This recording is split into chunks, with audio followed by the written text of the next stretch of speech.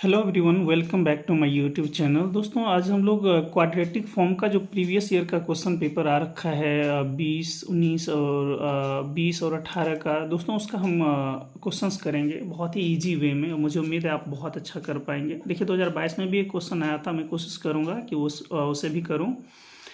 दोस्तों आराम से ठंडे दिमाग से इसको क्वेश्चन को समझने की कोशिश कीजिएगा। देखिए दोस्तों, इसमें एक चीज़ याद रखना है कि two quadratic forms are equivalent if and only if. पहला क्या होना चाहिए दोस्तों, दे हैव सेम रैंक। पहला तो रैंक सिमिलर होना चाहिए and they have same signature, और उसका सिग्नेचर भी सेम होना चाहिए। एक रैंक सिमिलर होगा, एक सिग्नेचर सिमिलर होगा।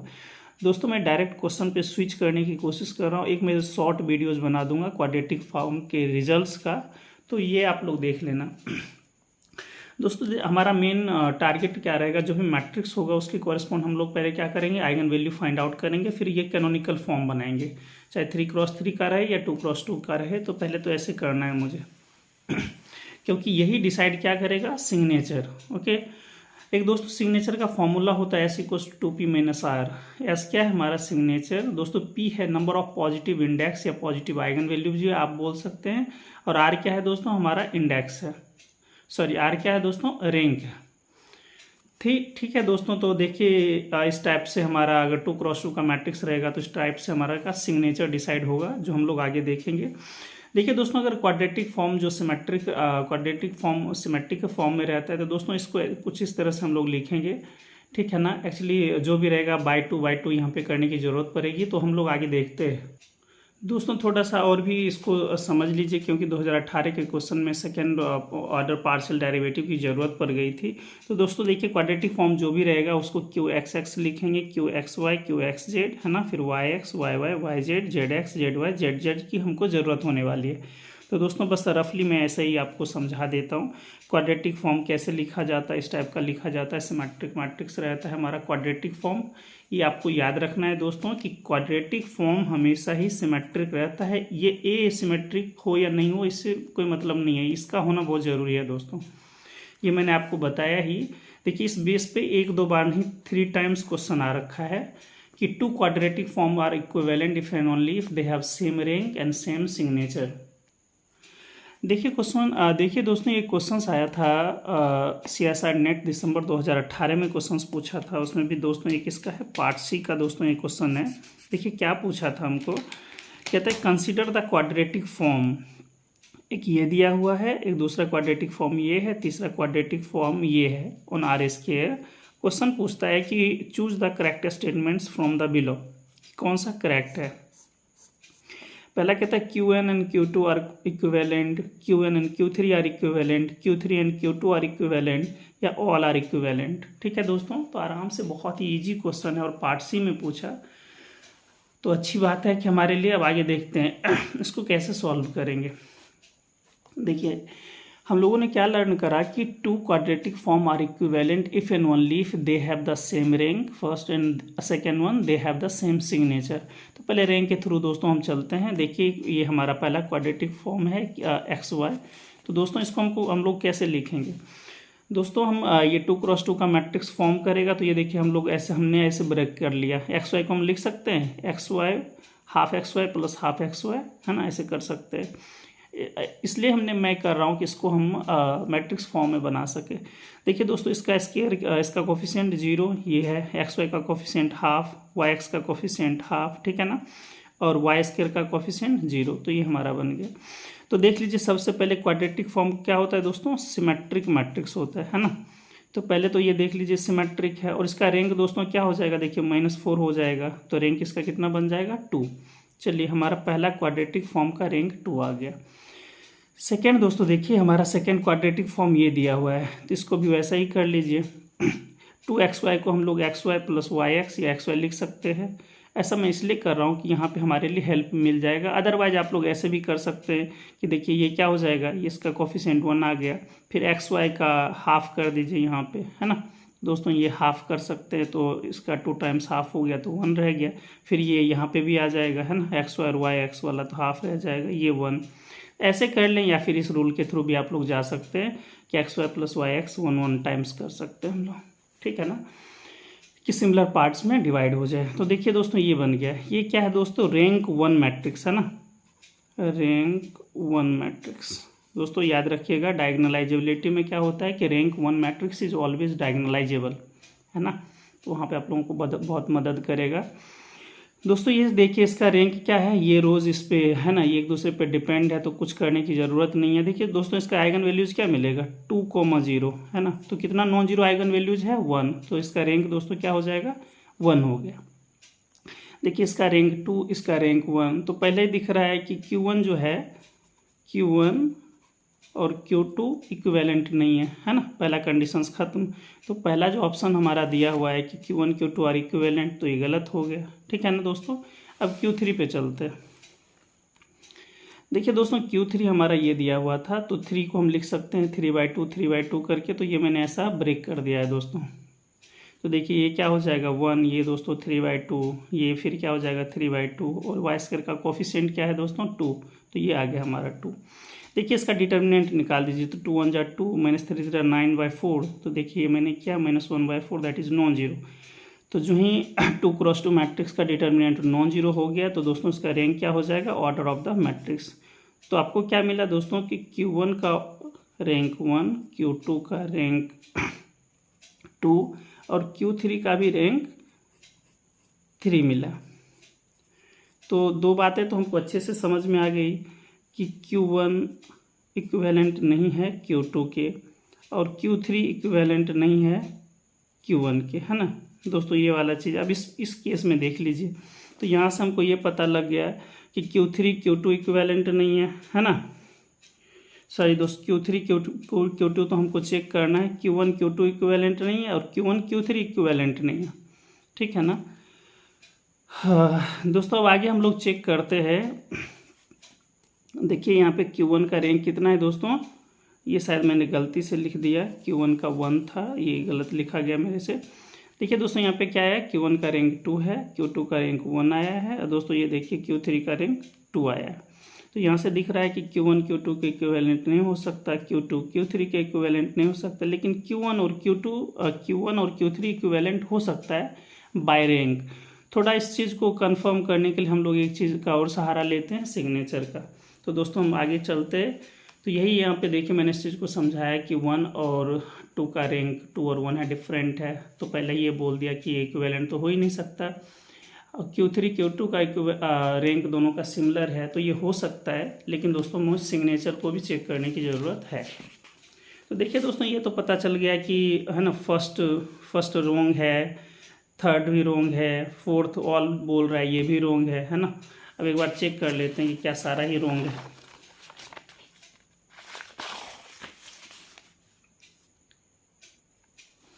दोस्तों इसको देखिए, ये मैंने Q1 जो हमारा था मैट्रिक्स, ये ऐसा था। इसका आइगन वैल्यू जो आप निकालते तो λ1 = ½ λ2 = -½ आता। वही मैंने बोला था कि आपको कैनोनिकल फॉर्म की ज़रूरत पड़ेगी। अब देखिए कैनोनिकल फॉर्म क्या हो जाएगा, λ1 x² + λ2 x²। λ1 दोस्तों ½ है और λ2 -½ है। तो ये दोस्तों इसका क्या बन गया, सिग्नेचर, सॉरी प्लस माइनस, दोस्तों ये क्या है, इसका सिग्नेचर बन गया, है ना। अब देखते हैं कि क्या Q3 का भी सिग्नेचर सिमिलर है। तो देखिए दोस्तों Q3 ये है हमारे पास। तो इसका आइगन वैल्यूज मैंने निकाला, तो दोस्तों ये मिला और 26 और -14। इसका कैनोनिकल फॉर्म दोस्तों कैसे बनेगा, λ1 x² + λ2 y²। ये पॉजिटिव ये नेगेटिव, तो प्लस माइनस। तो आराम से देखिए कि इसका भी सिग्नेचर ये है हमारे पास और इसका भी सिग्नेचर ये है। तो सिग्नेचर भी दोस्तों दोनों का सेम है। तो दोनों का रैंक भी सेम और सिग्नेचर भी सेम। तो इसका अर्थ है कि बोथ आर इक्विवेलेंट। तो यहाँ से आपका क्लियर हो गया है दोस्तों कि Q1 और Q3 क्या है, इक्विवेलेंट, है ना। So option 3 is correct, otherwise all are wrong. दोस्तों ये पार्ट सी में पूछा था क्वेश्चन। देखिए दोस्तों दूसरा क्वेश्चन ये दिया है क्वाड्रेटिक फॉर्म का, यही CSIR नेट 2018 के जून में पूछा था क्वेश्चन कि ये हमारा एक मैट्रिक्स दिया हुआ है, क्वाड्रेटिक फॉर्म को इन्होंने ऐसे डिफाइन किया है। तो कहता है which of the following statement are correct. पहला बोलता है the matrix of the second order partial derivative of the quadratic form Q is 2 times of A, the rank of quadratic form is 2, signature of quadratic form is this, and quadratic form of q takes the value 0 for some non-zero vectors। बहुत easy है दोस्तों, ये देखने में ही इतना tough लग रहा है कि लैंग्वेज आपको ज़्यादा वो लग रहा होगा, अदरवाइज इजी है दोस्तों। ये पार्ट सी का ही क्वेश्चन था, तो आराम से देखिए बन जाएगा दोस्तों। ये क्यू एक्स वाई जेड को हम लोग ऐसे लिख सकते हैं जो हमारा गिवन था, इसके बेस पे देखिए दोस्तों, हमने इसको मल्टीप्लाई किया तो ये मिला, इसको फिर से मल्टीप्लाई कीजिएगा तो ये मिलेगा।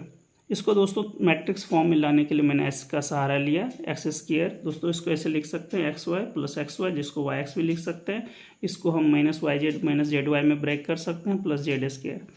देखिए यहाँ से क्या मैट्रिक्स बनेगा दोस्तों, 1, एक्स वाई वाला 1 रह जाएगा, और जेड वाला क्या है दोस्तों, तो एक्स जेड नहीं है तो उसका कोफिशिएंट 0 हो जाएगा।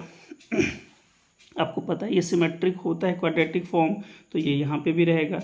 देखिए वाई स्क्वायर का मल्टीपल 0 है तो 0 हो जाएगा। ये क्या है दोस्तों, वाई जेड का मल्टीपल -1 तो -1, ये फिर सिमेट्रिक वाला रूल लगा दीजिए। जेड स्क्वायर का कोफिशिएंट 1 है। ठीक है, यहाँ तक मुझे उम्मीद है आप लोगों को समझ में आ गया होगा दोस्तों। आप देखिए फॉर आइगन वैल्यूज ऑफ ये, इसका आइगन वैल्यूज निकाल दिया था, आइगन वैल्यू ये मिला दोस्तों। अब देखिए कितना इसका आइगन वैल्यूज 3 मिला, और तीनों के तीनों आइगन वैल्यूज दोस्तों नॉन जीरो है। तो रैंक क्या होता है, rank of any matrix is exactly the number of non zero eigen values. तो इसमें 3 नॉन जीरो आइगन वैल्यूज है, तो इसलिए इसका रैंक क्या हो गया दोस्तों, इसका रैंक दोस्तों 3 हो गया। ओके, तो देखिए आइगन वैल्यूज दोस्तों ये है इसका, और इसका देख लीजिए कैनोनिकल फॉर्म क्या बन जाएगा दोस्तों, λ1 x square plus λ2 y square plus λ3 z square. तो यहाँ पे पुट कर दीजिए 1 2 -1 1 2 -1, तो प्लस प्लस माइनस। तो दोस्तों इसका ये सिग्नेचर बन गया प्लस प्लस माइनस, ठीक है ना। तो पहले का इसने सिग्नेचर बोला था कि नहीं प्लस प्लस 0, ये बोला था कि ये प्लस प्लस 0 है सिग्नेचर, जबकि हमको क्या आया ये वाला। इसका अर्थ है कि ऑप्शन 3 हमारा फॉल्स हो गया। अगला देखिए दोस्तों ये वाला,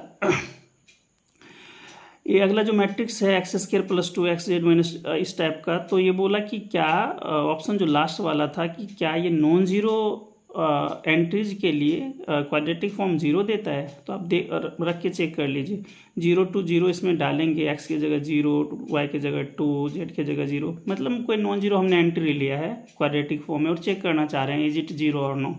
तो इसको रखने के बाद दोस्तों ये 0 दे रहा है, ये ऑप्शन 4 था, है ना। तो दोस्तों यहाँ से क्या मिल गया कि ऑप्शन 4 इज ट्रू। दोस्तों आगे बोला पार्शियल डेरिवेटिव के टर्म में इन्होंने बोला कि पार्शियल डेरिवेटिव ऑफ जो क्वाड्रेटिक फॉर्म है क्या वो 2 टाइम्स गिवन मैट्रिक्स का है। तो इसको चेक करने के लिए आपको सेकेंड ऑर्डर पार्शियल डेरिवेटिव की ज़रूरत पड़ेगी।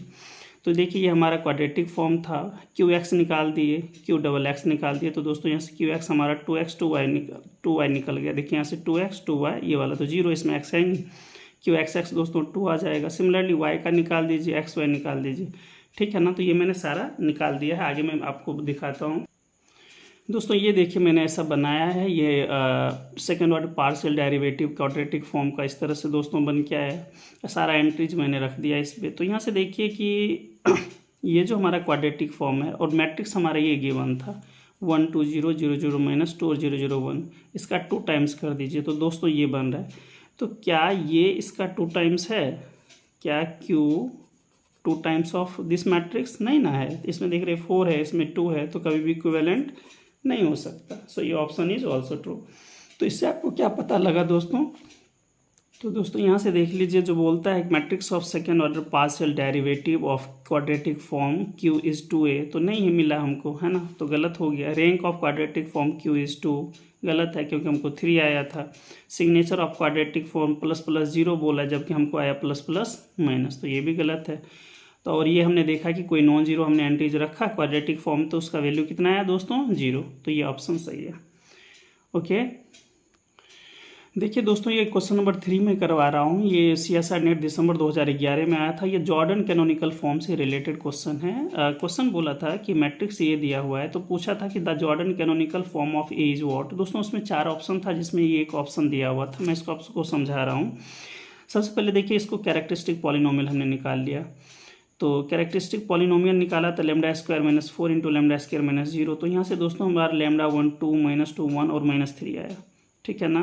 2 आया, माइनस 2 आया, 1 और माइनस 1। इसमें आपको क्या देख रहा है कि all eigen values are distinct, है ना। और आपको पता है कि algebraic multiplicity of 2 1, algebraic multiplicity of minus 2 भी 1। जब अलजेब्राइक मल्टीप्लिसिटी 1 आता है तो उसका दोस्तों ज्योमेट्रिक मल्टीप्लिसिटी भी 1 ही रह जाता है ना। -2 = 1। इस केस में भी ऐसा ही लिख दीजिएगा, 1 का 1, तो ज्योमेट्रिक मल्टीप्लिसिटी भी 1। अलजेब्राइक मल्टीप्लिसिटी -1 का 1, तो ज्योमेट्रिक मल्टीप्लिसिटी भी 1, है ना। एक तो ये भी मेथड है कि सारे आइगन वैल्यूज़ का algebraic multiplicity geometric multiplicity similar हो जाए तो दोस्तों वो मैट्रिक्स कैसा होता है, डायगोनलाइजेबल होता है। मोर ओवर यहाँ पे ज़्यादा सोचने की ज़रूरत थी ही नहीं आपको। All eigen values are the distinct.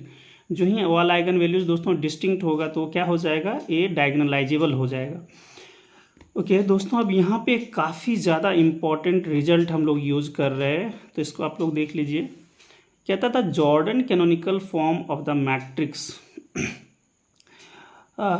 the Jordan canonical form of the diagonalizable matrix is the diagonal form of the matrix। कहता है कि जॉर्डन कैनोनिकल फॉर्म अगर किसी हम डायगोनलाइजेबल मैट्रिक्स का निकालते हैं, जो मैट्रिक्स डायगोनलाइजेबल है, अगर उसका जॉर्डन कैनोनिकल फॉर्म क्या होता है, एग्जैक्टली डायगोनल मैट्रिक्स होता है। मतलब ये वाला है ना, diagonal matrix of diagonal entry सारे जीरो, और प्रिंसिपल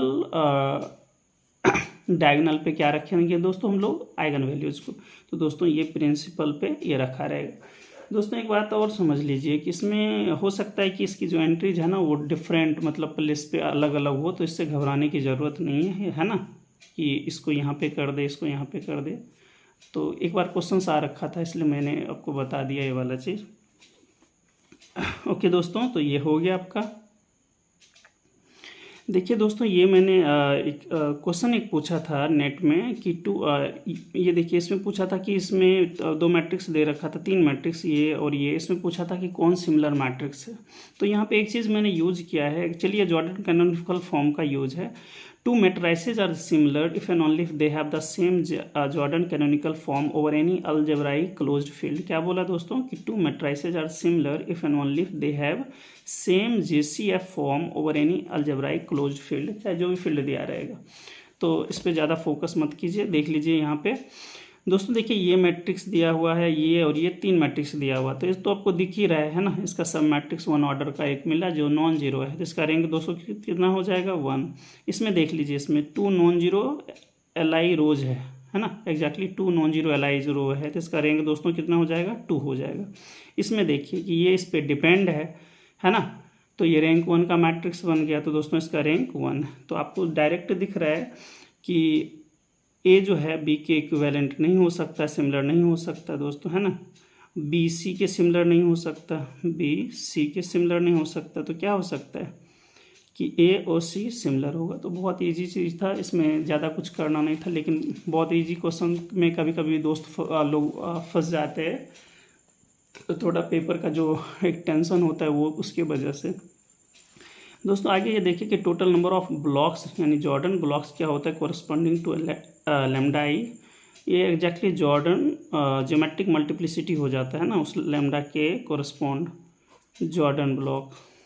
एक क्वेश्चन देखिए, ये नेट में आया था दोस्तों, 2020 का क्वेश्चन है। कहता है इफ अ मैट्रिक्स दिस, है ना, then what is the minimal polynomial of this matrix. इसका पूछा था कि इसका मिनिमल पॉलिनोमियल क्या होगा। तो आराम से देखिए दोस्तों, ये 4 ऑप्शंस दिया था। यहाँ पे थोड़ा मैं आपको कॉन्सेप्ट बहुत अच्छे से समझाने की कोशिश करूँगा। देखिए दोस्तों क्या बोला, सबसे पहले तो आप इसको ब्लॉक बना दीजिए। दोस्तों कैसे ब्लॉक बनाएंगे, तो ये वाला है ना दोस्तों, ये हमारा ब्लॉक बन गया। यहाँ से एक हो गया दोस्तों, ये क्या दोस्तों हमारा बन जाएगा। देखिए दोस्तों यहाँ पे मैंने ब्लॉक बनाया है, ऐसे आप लोग इस पे भी कर देते, फिर इसको करके ब्लॉक बना देते ये वाला।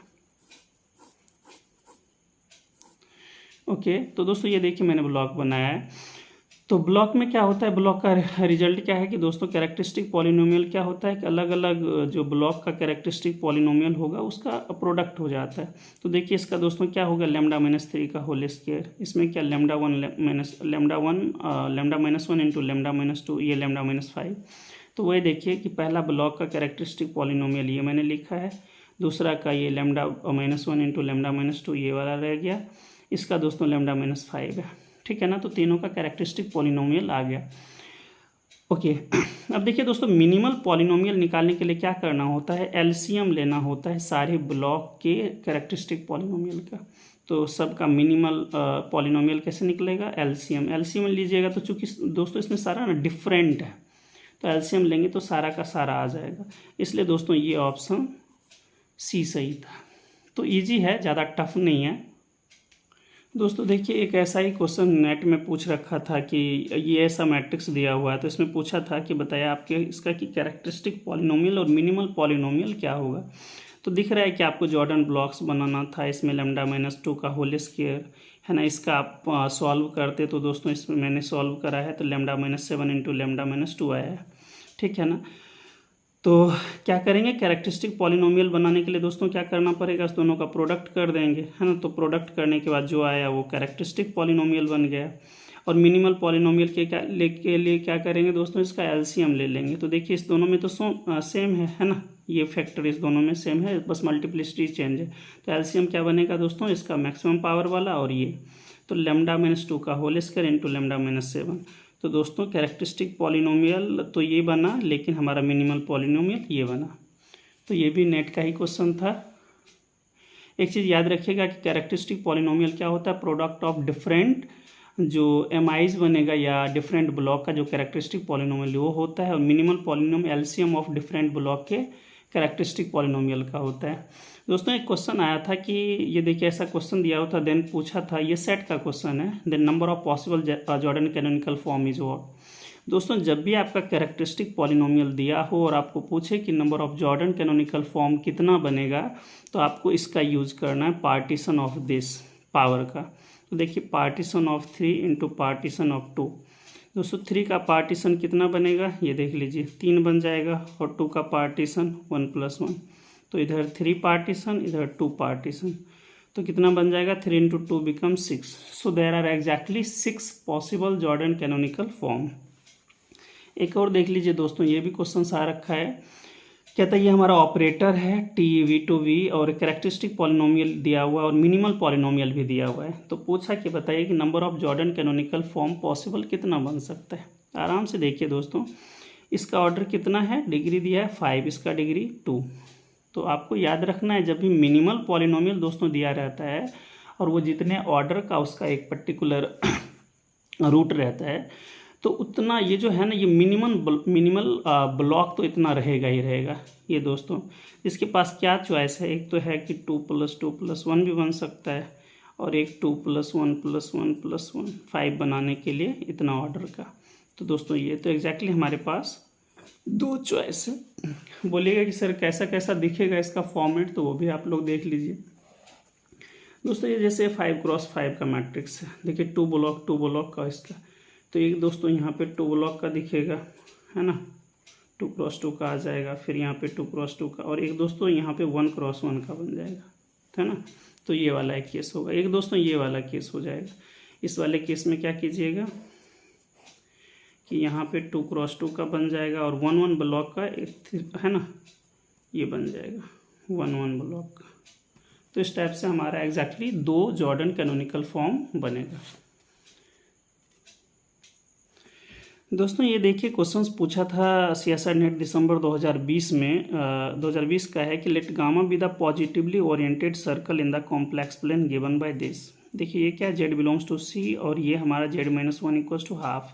सेंटर दोस्तों 1 यूनिट का है और रेडियस इसका है ½ यूनिट का। तो पूछा कि the line integral of this is what. दोस्तों इस टाइप का आपको पता है कि सीएसआर नेट का बहुत ही फेमस क्वेश्चन है, हमेशा ही 2 क्वेश्चंस यहाँ से आता है इंटीग्रेबिलिटी से है ना, इंटीग्रल से। तो आपको अच्छा से करके जाने की ज़रूरत है, आराम से समझिए, बहुत ही ईजी से बन जाएगा। क्या करना होता है इस टाइप के क्वेश्चन में, ये समझते हैं दोस्तों। ये क्या है हमारे पास, ये हमारा सिंगुलैरिटीज़ देता है ना।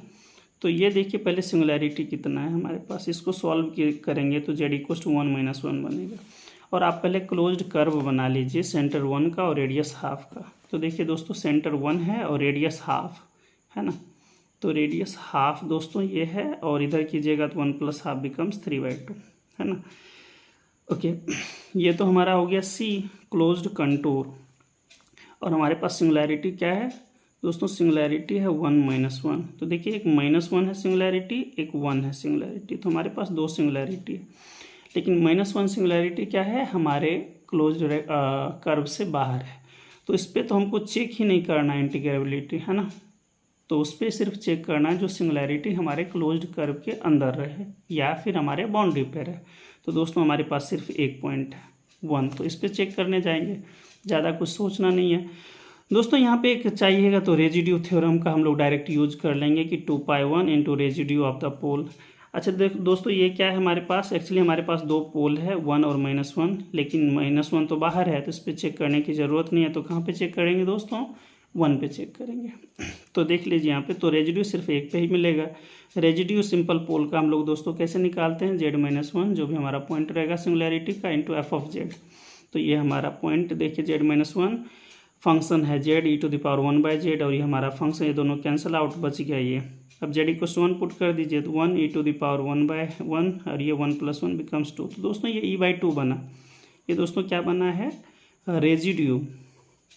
लेकिन आपको क्या चाहिए, 2πi टाइम्स ऑफ रेजिड्यू। तो दोस्तों यहाँ पे 2πi times of residue this, तो ये हमारा 2 से गॉन सो πi(e), तो ये हमारा आंसर मिला। तो ये दोस्तों हमारा क्वेश्चन का आंसर हो गया ये फर्स्ट। हेलो एवरीवन, तो दोस्तों यहाँ पे देखिए कि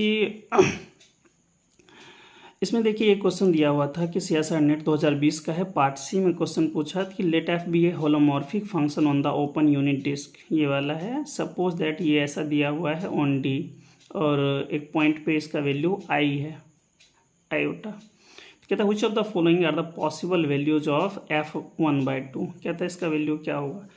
आप लोग डायरेक्ट बोलिएगा तो डायरेक्ट ही हम बोल दें कि मिनिमम प्रिंसिपल, है ना, मिनिमम प्रिंसिपल के थ्रू हम लोग जाएंगे, मिनिमम मॉडुलस प्रिंसिपल के थ्रू, तो एक ही बार में बन जाएगा। फिर भी थोड़ा हम लोग समझ लेते हैं इस चीज़ को।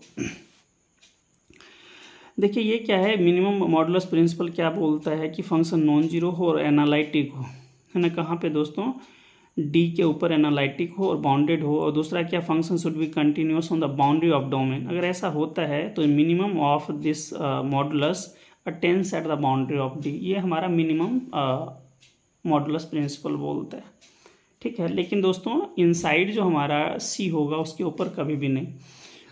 अगर इसका मिनिमम अगर अपने डोमेन के अंदर कहीं एग्जिस्ट करता है तो इसका मतलब है फंक्शन अब नॉन कांस्टेंट एनालिटिक नहीं रह जाएगा, अब दोस्तों वो कांस्टेंट बन जाएगा। तो यही लिखा है मैंने कि यदि मिनिमम वैल्यू बाउंड्री के अंदर मिलता है तो फंक्शन मस्ट बी कांस्टेंट, ठीक है। तो अब जरा यहाँ से देख लीजिए क्या बोला कि ये ग्रेटर इक्वल टू 1 था, है ना।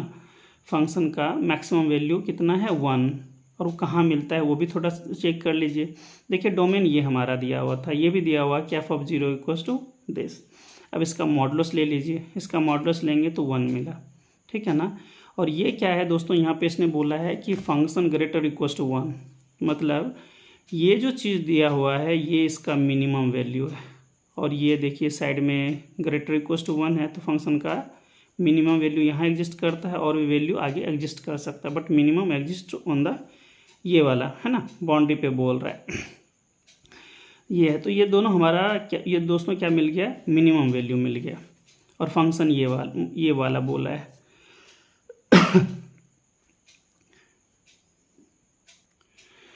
दोस्तों एक बात यहाँ से गौर करने वाली है कि देखिए ये जो हमारा डोमेन दिया था दोस्तों, ये हमारा डोमेन है ना, डोमेन, इसमें स्ट्रिक्टली इनइक्वालिटी दिया हुआ है, इसमें बाउंड्री इंक्लूड नहीं है। तो मतलब दोस्तों इसका बाउंड्री इंक्लूड नहीं है ना। तो फंक्शन का जो मिनिमम वैल्यू 1 एग्जिस्ट कर रहा है, ठीक है ना, वो बाउंड्री पे नहीं मिल रहा है दोस्तों। सिर्फ ये याद रखिए कि फंक्शन का जो मिनिमम वैल्यू मिल रहा है वो दोस्तों बाउंड्री पे नहीं मिल रहा है। तो आपको पता है कि जब फंक्शन का मिनिमम वैल्यू बाउंड्री पे नहीं मिलेगा तो फंक्शन किस टाइप का रहेगा, अब वो एनालिटिक फंक्शन नहीं रह जाएगा, वो कैसा हो जाएगा दोस्तों, नॉन कांस्टेंट एनालिटिक नहीं रह जाएगा, अब वो कांस्टेंट बन जाएगा। तो दोस्तों ये मैंने लिखा है कि function must be a constant now. तो देखिए एफ ऑफ 0 पे आई था, तो अब किसी भी वैल्यू पे ये आई ही रहेगा, तो एफ ऑफ हाफ पे भी दोस्तों इसका वैल्यू आई रह जाएगा। तो मुझे उम्मीद है दोस्तों आपको ये बातें समझ में आ गई होगी। देखिए इसी चीज़ को मैंने समझाया है, ठीक है, कि देखिए एफ ऑफ 0 इक्वल्स टू 1 है, तो मिनिमम वैल्यू जो एग्जिस्ट करा at x equals z equals to 0 which is inside the domain. अब देखिए जेड इक्वल्स टू जो 0 है दोस्तों, ये डोमेन का तो पॉइंट है नहीं, कहाँ पे है, इनसाइड दिस डोमेन, है ना, तो डोमेन के अंदर है, मतलब बाउंड्री पे नहीं है, बाउंड्री के इनसाइड है। तो जब भी अपने डोमेन के अंदर किसी पॉइंट पे एग्जिस्ट करेगा, तो चाहे मैक्सिमम प्रिंसिपल हो या मिनिमम प्रिंसिपल हो, उसके थ्रू ये दोस्तों कैसा होगा, कांस्टेंट फंक्शन बन जाएगा। हेलो दोस्तों, तो इतना सारा क्वेश्चन मैंने कोशिश करा कॉम्प्लेक्स और लीनियर में करवाने के लिए, कल होगा तो मैं और भी अपडेट करूँगा। दोस्तों एक क्वेश्चन याद रखिएगा, इस बार क्वेश्चन पूछा था कि एक ग्रुप है 36 ऑर्डर का, आई थिंक 36 ही ऑर्डर का था, और अबेलियन ग्रुप था दोस्तों, ठीक है ना, अबेलियन या ऐसा ही करके साइक्लिक ग्रुप था। इसमें पूछा था कि इसमें कितना जनरेटर होगा, क्वेश्चन पूछा था कि number of generators in a cyclic group of order 36। तो हम लोग क्या करते हैं दोस्तों, 536 डायरेक्ट निकाल देंगे।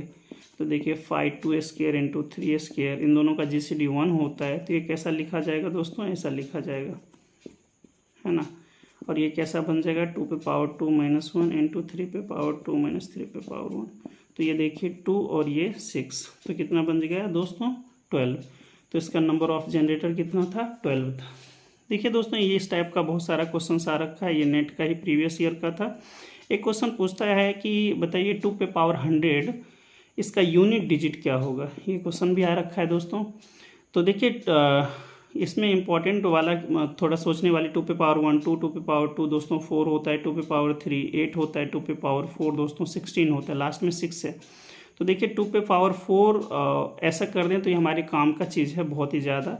देखिए लास्ट में कितना है, 16, लास्ट में अगर 6 हो, याद रखना 0 1 5 या 6 हो, उस पर पावर कितना भी चढ़ाएंगे तो लास्ट डिजिट वो एज इट इज रहेगा। 0 वाले केस में 0, 1 वाले में 1, 5 में 5 रह जाएगा और 6 में 6 रह जाएगा दोस्तों। तो इसका लास्ट डिजिट हमारा क्या रह जाएगा, 6। एक दोस्तों और भी क्वेश्चन पूछा था कि 3 टू द पावर 81 का बताइए यूनिट डिजिट क्या होगा या लास्ट डिजिट। तो 3 का 4 साइकिल होता है दोस्तों, 3 पे पावर 1 3 पे पावर 2 9 3 पे power 3 27 3 to the power 4 becomes 81। so last digit is 81, that is very important for us। देखिए दोस्तों ये इसका साइकिल कितना है, 4 साइकिल पे काम कर रहा है। तो हम लोग क्या करेंगे दोस्तों, 3 to the power 81 में इसमें बेस में 10 से डिवाइड कर दीजिए, इसमें 4 से डिवाइड कर दीजिए, तो ये तो हमारा 03 ही रह जाएगा। ऊपर में करेंगे तो रिमाइंडर 1 बच जाएगा, तो ये देखिए हमारा 03 आ गया, ठीक है ना। तो इसका लास्ट डिजिट 3 रहेगा, 2 प्लस तक पूछता तो 03 रह जाता। ओके दोस्तों, एक और दोस्तों एक देखिए क्वेश्चन पूछा, एक दोस्तों क्वेश्चन पूछा था कि रिलेटिवली प्राइम नंबर पे क्वेश्चन पूछा था कि आप ये बताएं कि 1000 से वो क्वेश्चन सारा था x belongs to N such that x is greater equals to 1 less और इक्वल्स टू 1000। ये क्वेश्चन पूछा था आपसे दोस्तों, और ये पूछा था कि जीसीडी ऑफ x, 1000 इज 1, है ना। तो ये आपको दिख रहा है कि रिलेटिवली प्राइम नंबर की बातें कर रहा है, रिलेटिवली प्राइम की बातें कर रहा है। तो हम लोग कैसे करेंगे दोस्तों, 5 1000 निकाल देंगे। काफ़ी फेमस क्वेश्चन है दोस्तों ये, 5 10 टू द पावर, इसका मैंने एक शॉर्ट रिजल्ट्स आपको दिया था, तो दोस्तों इसमें 400 हो जाएगा। तो इस टाइप का क्वेश्चन, ठीक है दोस्तों, मैं ज़्यादा आपका टाइम नहीं ले रहा हूँ, होगा तो अगले वीडियोज़ में हम लोग और भी बहुत सारी चीज़ों पर चर्चा करेंगे। दोस्तों एक चीज़ ज़रूर याद रखिएगा, मैं इतना डेप्थ में नहीं जाके आप लोगों को बता पाया। एक बात याद रखना है, जैसे एक देखिए इस टाइप का क्वेश्चंस, मान लीजिए कि x² -1 है ना। तो ये आपको दिख रहा है कि इसको कैसे लिखेंगे, QX बाय, या x³ - 1 रख लीजिए, x - 1 into x² plus x plus 1। तो ये आपको क्या दिख रहा है कि ये जो पॉलिनोमियल है ये लोअर डिग्री के पॉलिनोमियल में ब्रेक हो गया, मतलब ये क्या इरेड्यूसिबल नहीं रह गया।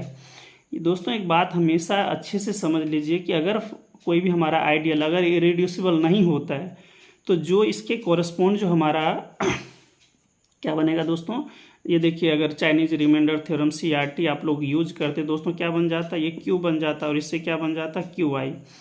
और ये भी इंटीग्रल डोमेन है और ये भी इंटीग्रल डोमेन है, लेकिन दोस्तों दोनों का प्रोडक्ट इंटीग्रल डोमेन नहीं रहता है ना, क्योंकि आप लोगों को पता है product of two integral domain is not to be in integral domain, ठीक है ना।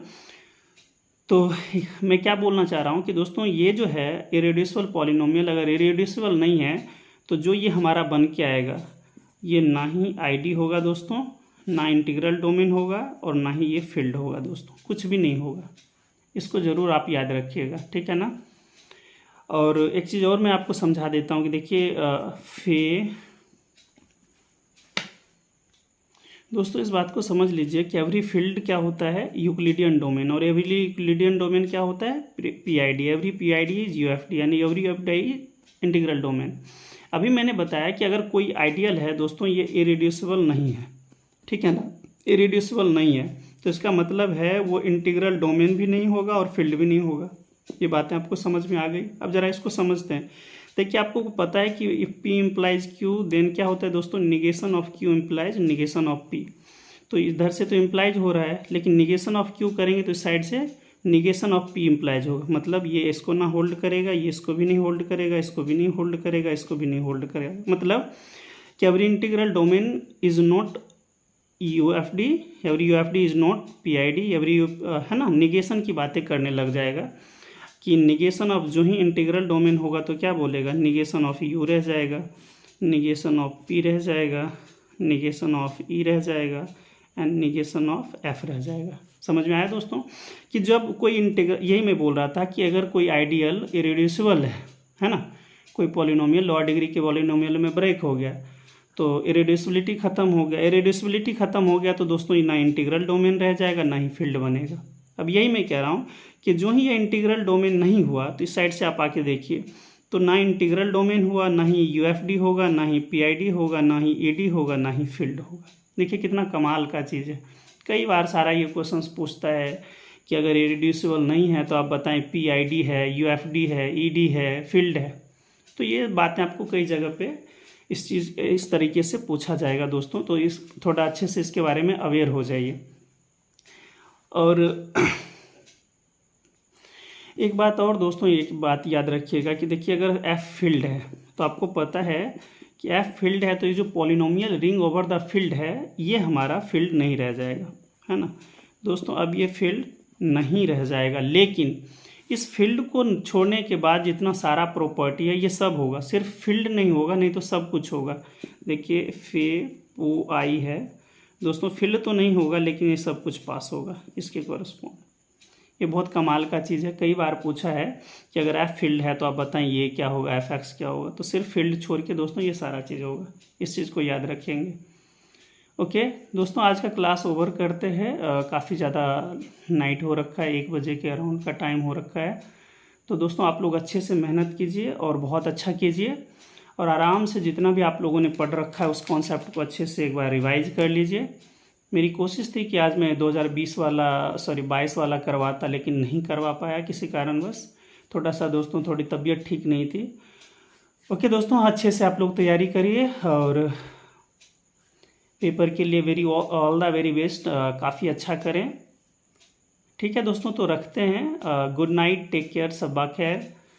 ओके दोस्तों, थैंक यू सो मच। और एक चीज़ कहना चाहता हूँ दोस्तों, अगर कोई न्यू जो हमारे चैनल पे नए हैं, आपके जो भी दोस्त लोग हैं, तो उनको ज़रूर शेयर करें और सब्सक्राइब कर लें। थैंक यू सो मच दोस्तों, थैंक यू सो मच।